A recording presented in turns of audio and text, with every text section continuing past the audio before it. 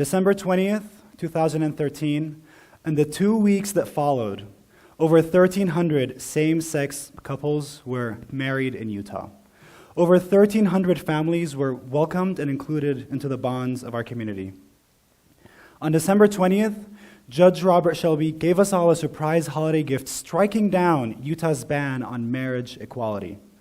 It was so unexpected. Maybe all of you here remember where you were on that day. When we heard of the news, we were shocked. We were in our kitchen roasting eggplants to make baba ganoush for the farmer's market the next day, when all of a sudden our phones erupt with calls and texts informing us of what had happened. For so long, we had been excluded from one of our community's most valued institutions. But on that day, we saw pictures of our friends and other Utah couples that rushed down to City Hall and stood in line to obtain a certificate of marriage. And suddenly, these walls of exclusion were crumbling down, and the air felt different. There was celebration everywhere. There was this sense of jubilation and joy and awe, and we thought to ourselves, wow, this is happening. And this was all possible because in March 2013, 3 loving couples, dedicated attorneys, and community visionaries came together around the table and made their voices heard in filing Kitchen versus Herbert.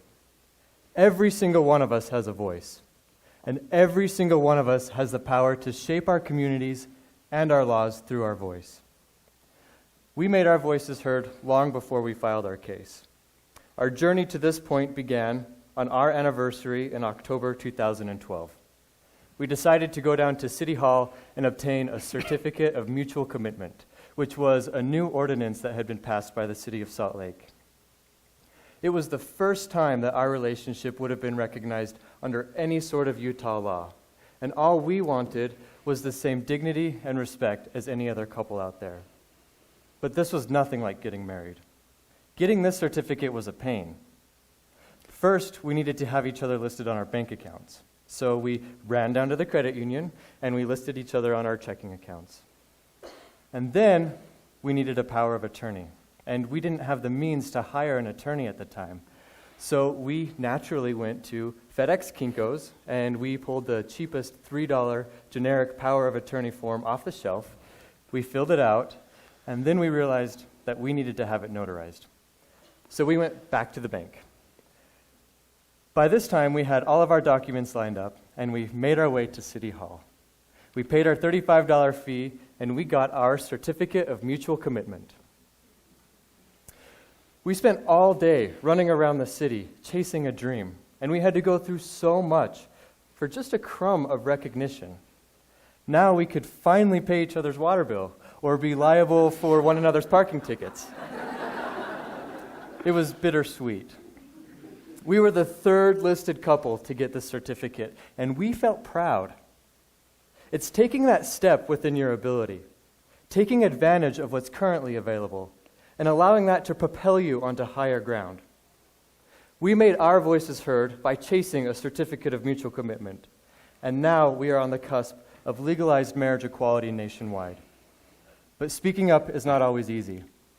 In fact, speaking up can be scary, and I know because I stutter. You may hear it now. But as a child, I had a debilitating stutter that prevented me from being included in group conversations, from being instrumental in group projects, from making friends, and telling jokes always ended horribly. And it only got worse as I lost confidence in who I am. I was the kid in class that would count down how many paragraphs I would have to read, and at that point, I would either excuse myself or refuse to read, and that often got me sent to the principal's office.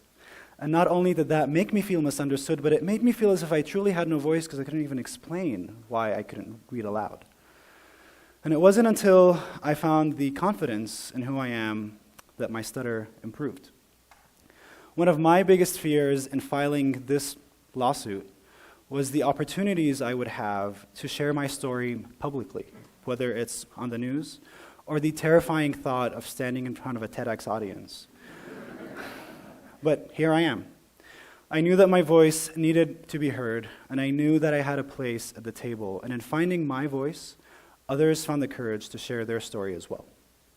As many of you know, Moudi and I own a business here in Salt Lake City selling Middle Eastern spreads to grocery stores and local farmers markets. And in the wake of Judge Shelby's decision last December, one of our regular farmers market customers, we're going to refer to them simply as Hummus Lover, sent us a message on Facebook with a voice of curiosity. Hummus Lover wrote, "I must admit that I have not always been a big supporter of gay marriage in the past. I take the point of view that marriage is not just a romantic relationship between two people, but rather the establishment of a family. But I'm reconsidering. You two are a family, are you not?" Our first reaction was one of defensiveness. Of course we're a family. How could you think otherwise? But then we realized we have a responsibility to allow people to participate in this conversation from whatever point of view they come from. This conversation doesn't belong to just us. It belongs to everyone, and acceptance doesn't happen overnight. When we make room for others to have their voice heard, we engage in conversation. And this transformed our idea of inclusion. For so long, we have been out there working for full inclusion within the law, but we haven't always been acting inclusive toward others ourselves. By making space for others to share their honest opinions, and by listening to them, they feel heard, and we can be heard in return. And this changed the conversation to one of mutual understanding and acceptance. An open person leads to an open heart. Another touching farmer's market story is that one day when the quiet cattle rancher came to us. And he's this larger-than-life character. He always has his big cowboy hat and his boots on, and his plaid shirt is always halfway tucked in, halfway untucked. And he leaned into us and he said, "You know, I haven't always been a supporter of marriage equality. In fact, I voted against it in the past." He told us that he was never coming from a point of view of bigotry, but because he saw Moudi and I speaking up on the news, he began to realize that this is a matter of equality.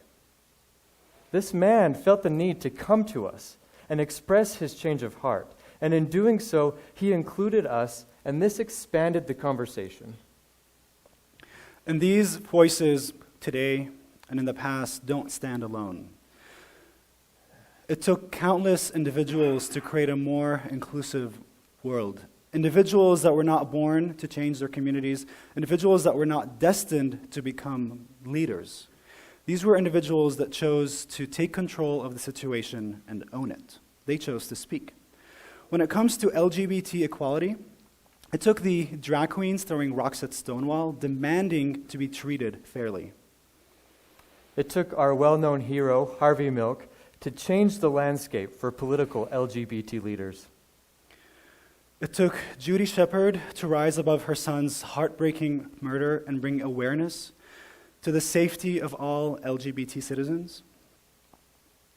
It took Peter Staley and the members of ACT UP that made HIV/AIDS medication a reality. It takes Mary Bonato, Shannon Minter, Evan Wolfson, Kate Kendall, Peggy Tomsick, and many other legal minds who understood and developed a sound legal strategy that has led us to the doorstep of marriage equality, not just in Utah, but nationwide. And it takes Jonathan Mendoza, a 10-year-old boy who wrote us this note, voicing his support for inclusion and equality. "Dear Moudi and Derek, my mom told me what is happening, and I, Jonathan Mendoza, support you. I honestly think if non-gay people can get married and adopt, then gay people should too, because they are still regular people with different likings, no different than normal people, and do the same things. Sincerely, Jonathan."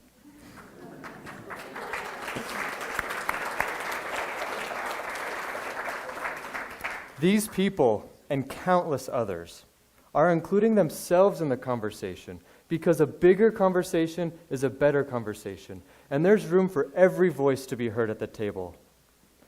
The most common table of diversity that we can think of is, of course, the Thanksgiving table. Just picture it.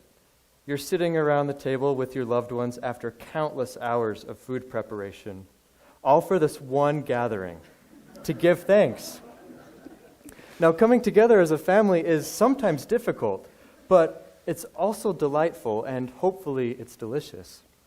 People talk over each other, there are moments of awkward silence, there's fighting, there's laughter, sometimes there's tears.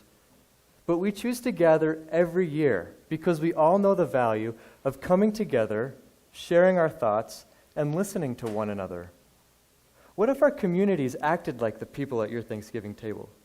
What would our world look like if every person had a place to be included? It would look like this when couples rushed to seize an opportunity once out of reach. It would look like when Derek and I can travel from Utah to Alabama and still be legally married. We now live in a world where limiting policies like don't ask, don't tell are a thing of the past, and instead we are embracing the values of do ask, do tell, do share, and do speak. What would our world look like if we embrace these values of diversity? That day can happen when we are inclusive, because inclusiveness is the action required by individuals to fully realize a more loving society. And that action comes in the form of your voice. So what are we inviting you all to do? We are inviting you to speak. Your voice is not too old or too young. It's not limited because of status, identity, race, or a frustrating speech impediment. Whether you're on the national stage or by the water cooler in the office or in city halls across America, standing in line for a certificate of marriage, your voice matters. If you don't feel like there is room for you, then make it so and act as if there is.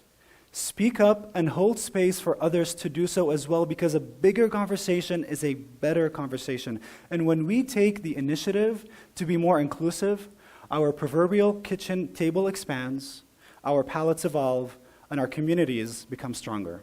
Thank you.